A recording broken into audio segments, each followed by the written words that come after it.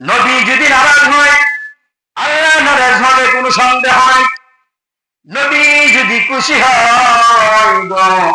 আল্লাহ স্বয়ং খুশি হবে।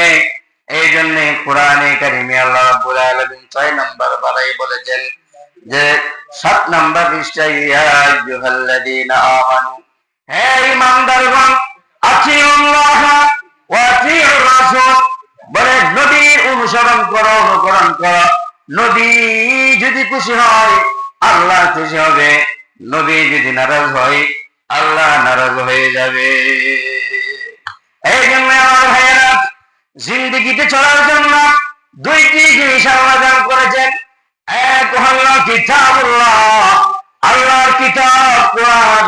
2 নম্বর হলো রিজালুল্লাহ, মানুষ হিসাবে আল্লাহ রাব্বুল আলামিন আমাদের হেদায়েতের জন্য, পথ প্রদর্শকের জন্য আল্লাহ রাব্বুল আলামিন বলে আমাদের নবীজিকে গাইডলাইন হিসাবে, পথ প্রদর্শক হিসাবে, জান্নাতের রাস্তা দেখিয়ে দেওয়ার জন্য আমাদের বিশ্ব নবীকে বিশ্ববাসীর জন্য রহমত স্বরূপ, গাইডলাইন স্বরূপ দুনিয়াতে পাঠিয়েছেন। সুবহানাল্লাহ।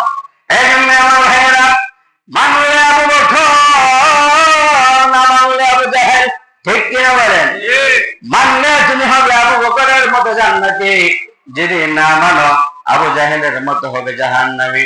আল্লাহ রাব্বুল আলামিন বলেন, ফামান শাআ ফালইউমিন ওয়া মান শাআ ফালইকফুর, ইন্না আ'তাদনা লিল-যালিমিনা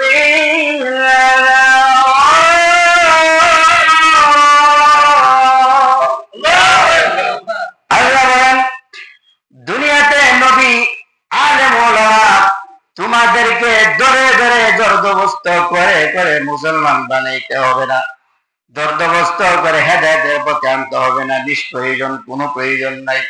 তোমার যদি মন